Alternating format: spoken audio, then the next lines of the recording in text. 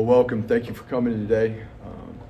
The February signing day for 2023 is finally here. January came and went really, really fast with all the things going on, from recruiting, our players returned to campus, our training that has been going on with our players, and obviously the leadership and guidance of our staff and everybody coming together in this building to start the year off fast. It has been fun and exciting to see to the level of commitment of which our players have been working out and actually starting to study football and get themselves in rhythm and preparation for spring ball, which is a month away, but will be here before we know it.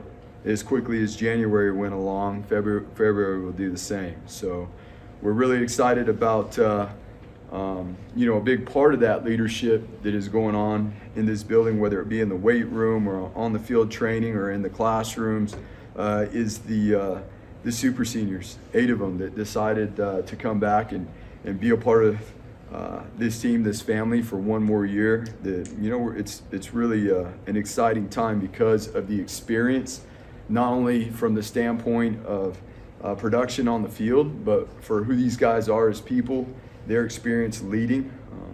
Steph Cobbs, Billy Bowens, Riley Smith, Cade Beresford, Garrett Curran, and Dimitri Washington, DJ Schramm, and Cortez Hogans. We're very excited about what they bring to the table, again, from a leadership standpoint, and some of the things that they are doing and helping this program grow forward. That being said, let's get to the class of 2023 and where we're at right now. I'm sure there will be further questions on what we're still looking for, and I'll answer that right now. We're constantly working to identify and evaluate prospects as we work through, with this current class and where we stand on this February 1st signing day.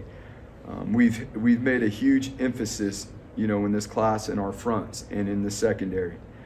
Since the last signing day, we've added 5 scholarships, players, 7 walk-ons, and we'll discuss some of those as we move along here. But we have some diagrams for you guys to see, and this is the February signing period here if you guys want to adjust and follow along, okay? So as you can see here in the new period that the NCAA created in early January, in alignment with the portal dates, we were able to get the year started off fast and work to hit some recruiting in that first weekend, and we were able to add some guys in our front with Tyler Wegas, Cheese, more formerly known, Kevion Wright, more formerly known as Cheese, Sheldon, and then a safety with Milo Lopez.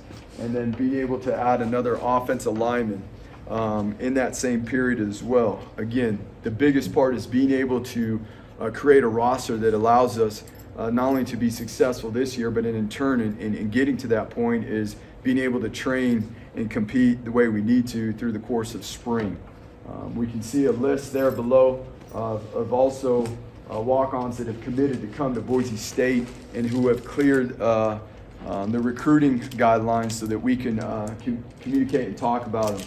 We have, again, we've hit the secondary hard and being able to get guys here.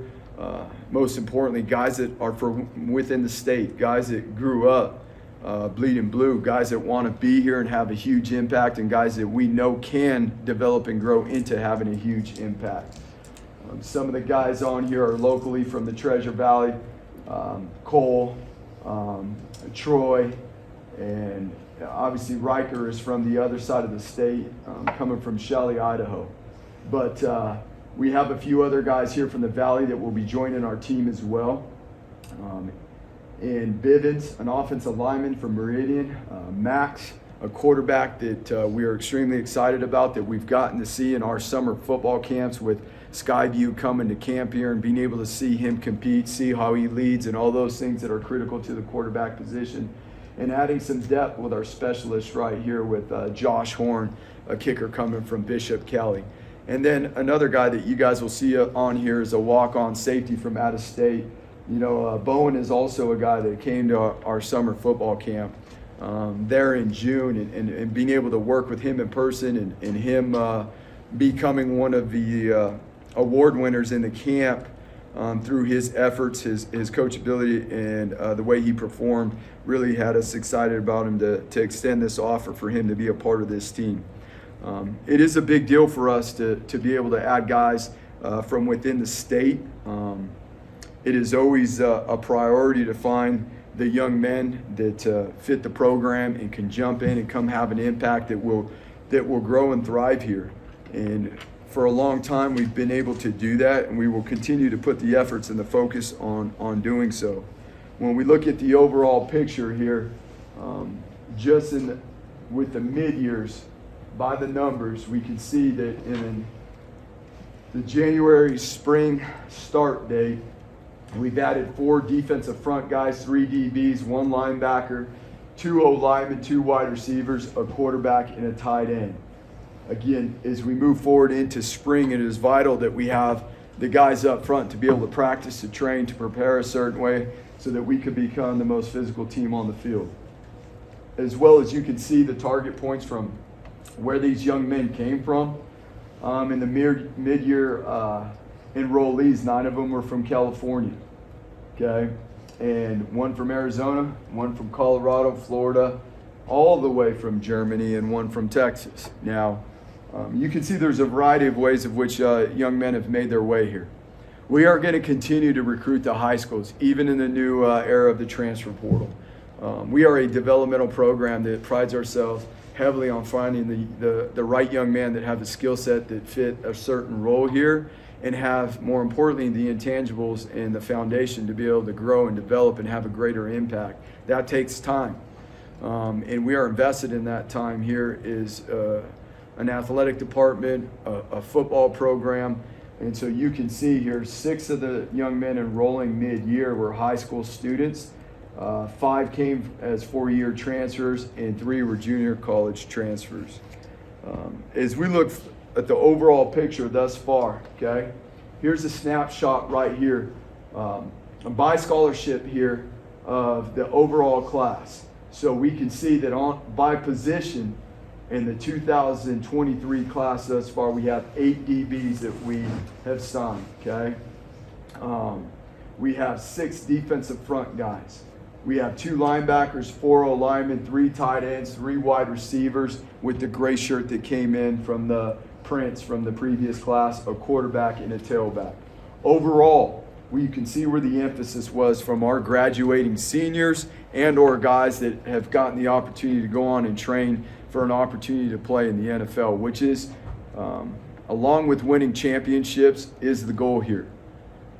It's to develop young men, to help them reach their goals of giving themselves an opportunity to play at the highest level. And with that, we've had seniors graduate in the secondary. We've had front guys that graduated and guys that are participating in all-star games, as we speak.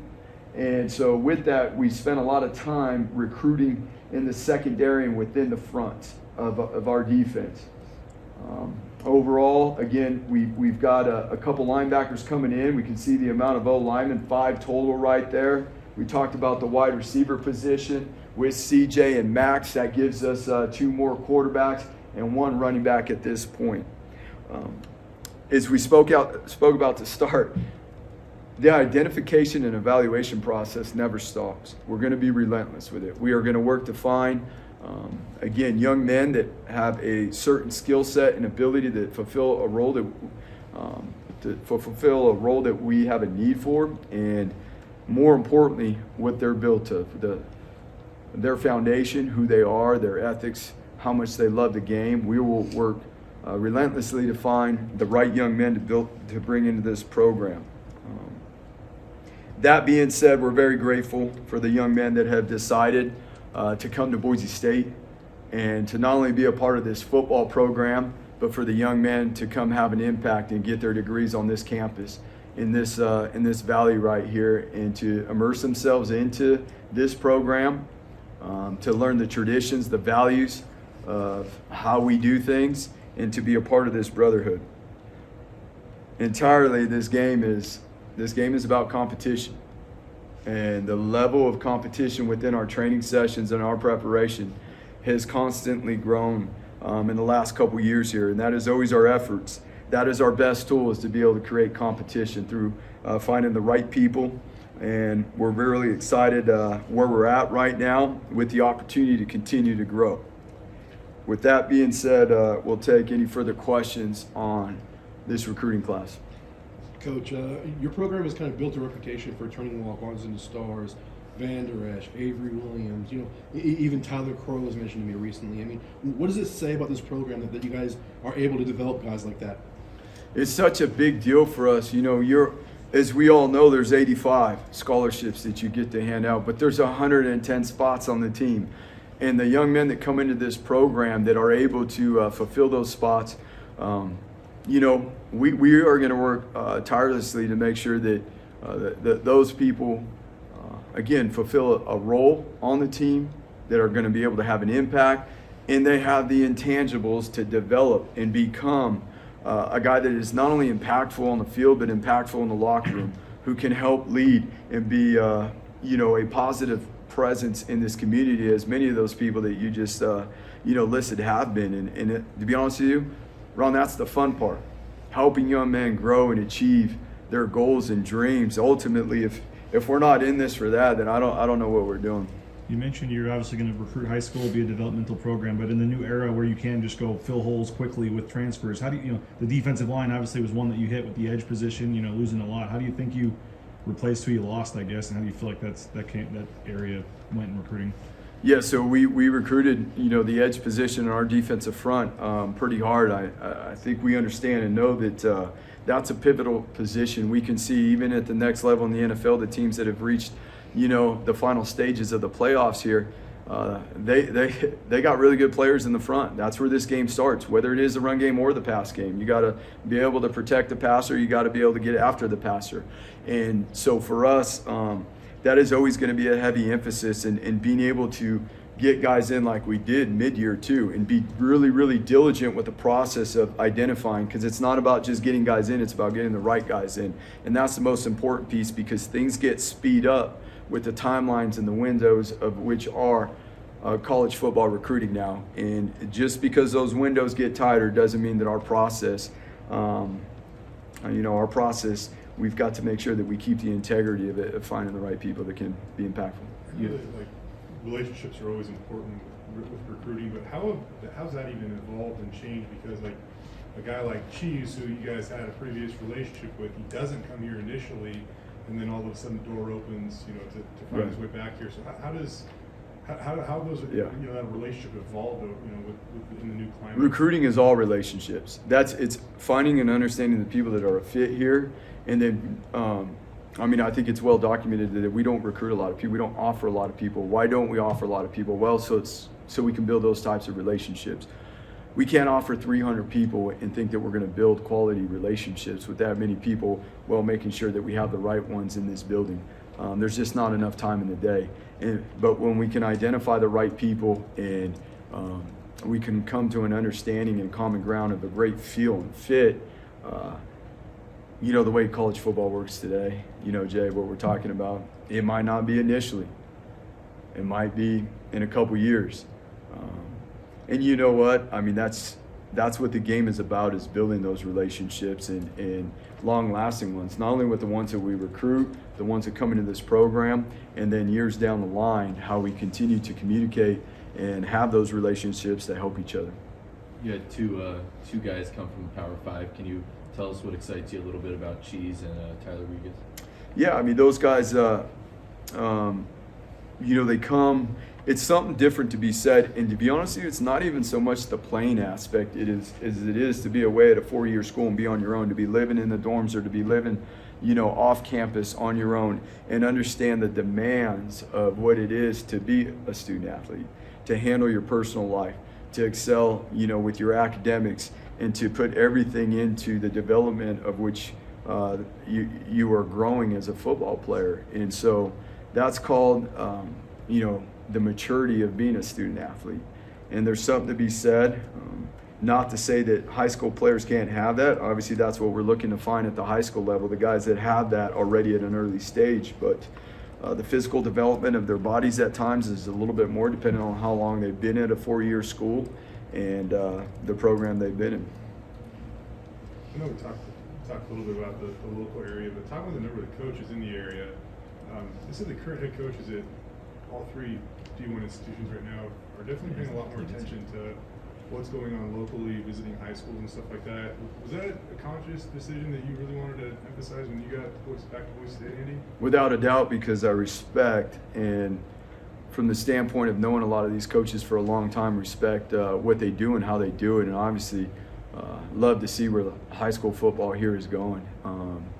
And that's why we put on the camps we do in the summertime as well, to provide an opportunity in a setting, an environment where guys could come compete and organize that. But I also, obviously the advantage of not only coaching here and seeing some of the guys that have come through this program from being guys from within the state here and the impact they've had, but I've played with guys that grew up in this state and that came here and helped change Boise State. Not just the football team, but helped change Boise State altogether. And, I think those are also the guys, I know that those are the guys that are going to become the future leaders for this state too. And that's why I so greatly appreciate the amount of attention, the amount of time and dedication that JD puts into this football program. The amount of resources that have already increased for our student athletes and for our staff in his 2 years here. It's unbelievable. The facilities that are being put in motion, the fan experience upgrades in our stadiums, in our basketball arena, and the things that are going on, the things that are getting put into motion. That we're very grateful that the state, has cleared the ability to start the process for this end zone facility. That is going to provide opportunities for not only the guys that we recruit from the other states, but more importantly, for the student athletes that are right here growing up in this state to come to Boise State, to be on whatever sports team and have better resources to grow, develop, and have a better experience while they're in college. They will be the future leaders of this state, and that's vitally important. The cool thing in college football right now is the transfer portal, and with like what you're saying with the developmental program, do you think that in some ways that can almost give you an advantage because some of these guys that may have gone elsewhere are getting overlooked because schools are filling their slots with transfer guys and you can come grab them? There's always a window for opportunity. There are always going to be the negatives to certain amounts of change. As we always do, we find the positive. We don't live in the negative. And we are a developmental program. And we thrive on the fact that there's a bunch of young men out there that are very qualified in all the ways that we've talked about to play college football. And numbers are numbers, right? You're saying that numbers are getting spent in other places. And for us, that's why we continue to identify and evaluate. And, I think too, what comes with that is a certain chip on a young man's shoulder about getting overlooked.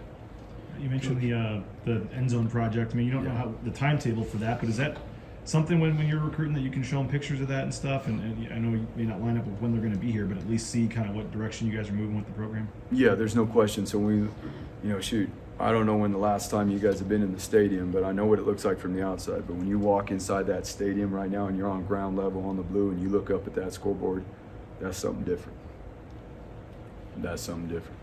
And when it's finished, that is that scoreboard, okay? That scoreboard is not like a nutrition center. What is in a nutrition center will help our student athletes develop and grow to be successful on the field. But that scoreboard is an unbelievable fan experience. It is about being able to play in an arena that is one of the best in the nation, hands down. And not just because it's ours, but playing on the blue is one of the best experiences in the nation.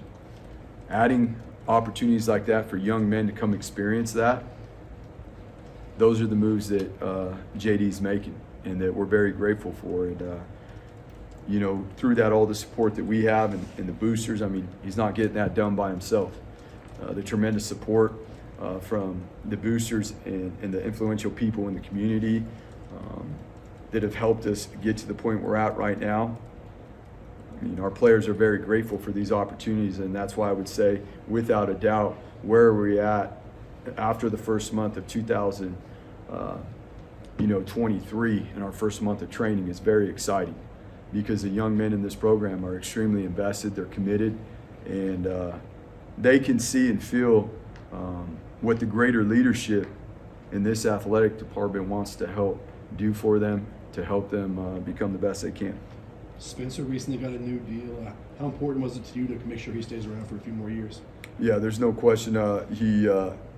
It's pretty cool to see. Again, we're talking about players, right? But it's also cool to see how coaches have come here. I'm a product of it myself, and the mentorship and the leaders that I've had along the way. But it's pretty cool to see how not only the players, but I mean, like I said, it's overall, it's the staff, it's the coaches, it's everybody. It's a developmental program, and to see where he's grown himself and the way he leads, the type of man he is, and not just within these walls, of this facility, but his impact on this community.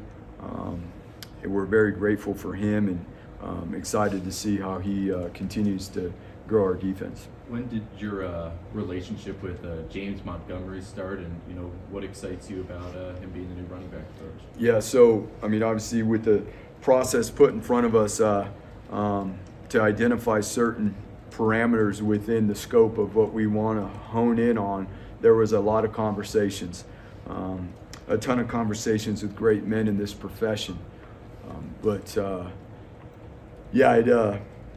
Through an initial conversation with Jimmy, it was very clear that in a lot of areas that we were looking for, and a lot of the criteria that we had set out as a staff, that Jimmy had, continuously met what we were looking for through conversation, and then obviously the process that goes along with that. And it's not just about the type of coach he is, his knowledge, his ability to communicate, to teach, but why does he do what he does? And what is the type of impact that, because of that he's going to be able to have, not only on the running backs room, but on this team, on this community. Again, it is big picture oriented, on this university. And so we're very grateful. He brings a great deal of knowledge, not only to the development of running backs and how to recruit certain running backs and the things that we're looking for, but the crazy part is that he was an O-line GA, so just his knowledge of fronts in relation to run game, protections, and all those things. I mean, you can't help but have fun, having a football conversation with him. The coaching, the special teams is kind of a collaboration of all the coaches, but what made DeMario the guy to kind of head that up? Just he was already going to be a huge part of that. That was something that we are already in transition for, and with the change of KB moving on, that was already something that was in motion, that he was, because of the impact he had last year on how he coached his responsibilities in special teams, and not only on special teams, but his responsibilities on defense, and seeing the diligence that he brought forth, whether it was in game plan responsibilities, his ability to stand in front of the room and engage and lead the whole defense or the whole team. That's a big part of it too, is being able to have the presence to be able to get up and lead a greater audience. And shoot, in the last couple of weeks right here, it's been really exciting to see him take this and build it. It provides consistency, right, with the special teams and the things that we have done here last year, which is everything. And old enough to remember when multi-year deals for assistant coaches were extremely unique. How big is that you can pretty much, anybody you brought here lately is getting a multi-year deal? How big is that? Yeah, I mean, it's huge. We all know what this profession consists of, to be able to, again, to find the right people to bring them in here with the support of our leadership, of Jeremiah, and being able to take care of people and commit to people as they commit to us, and be able to help them feel comfortable and confident with bringing their families here. And it's not as cheap to live here anymore. We all know that. There's something to be said for that. Again, that goes back to the resources and the increase that our leadership has been able to help us with in the first couple years going into the third year. I think two guys we haven't asked you about yet. Eric, obviously taking over, and then Ben Hilgard, strength coach. Can you tell us a little about them and what they're going to bring? Yeah, so I'm going to start with Coach Hilgard. 3 days into January, strength and conditioning workouts, you would not be able to tell it was the third day. You would have thought he was here for a year. An extremely fortunate situation for Bronco Nation. Coach Hilgard has ties to the program that stem way back when, to his days at Arizona State, when Dirk Cutter was the the head coach there, and he was an assistant strength coach. And so the fabric of which, way back when, 20 years ago, Coach Hilgard, was,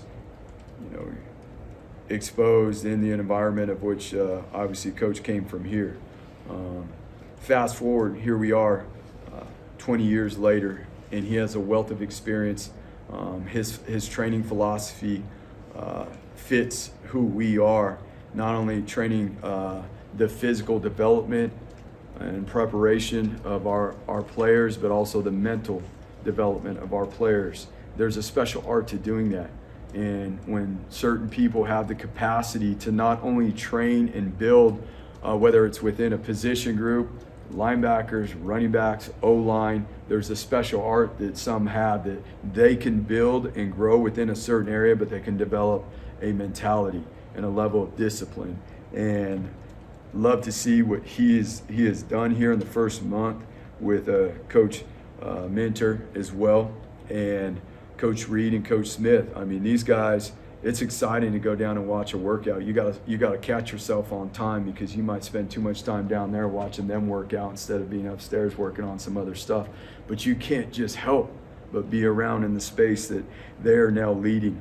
I'm very grateful for them being here. Our players have taken to them and are really excited about the direction we are going with our training and development within the strength and conditioning space. And then Coach Shenander, Eric, we've known each other for a while now. We've all the way back to when he was at Oregon and I was here as an assistant coach, and banking ideas off of each other on defensive front play. He's been a part of some very successful programs. He's been an elite recruiter at different schools on different coasts. And so we're very fortunate to have a guy that not only within his space from being a coach, but obviously the coordinate, not only being a position coach, but a guy that has tremendous experience as a coordinator as well. It takes the right fit, right, to bring a guy in that's been a coordinator. A few people have asked me about that, to bring him into a room. But when you got a guy who is humble and hungry and wants to be a part of something and wants to help impact it, but learn and grow himself, that's where the fit comes into place. And we're really excited about what he brings to the table from the development of our defensive line. We have similar philosophies and how our defensive front will play, in some of the certain techniques and philosophies we use in our defensive front that a lot of other people don't. But as time comes here, we're excited to get those guys in front of you, and obviously get them in front of Bronco Nation. You mentioned the super. Last question, go ahead. You mentioned the super seniors. I know George isn't a super senior, Right. but to get George back again, what was your thoughts when you found out he was coming back, and what's that do for you? Yeah, I mean, that process now, BJ, is that's collecting information, right? And it's not coming from us, it's coming from the people, at the next level to try to help our guys make the best decision for themselves. That's what we are here to do.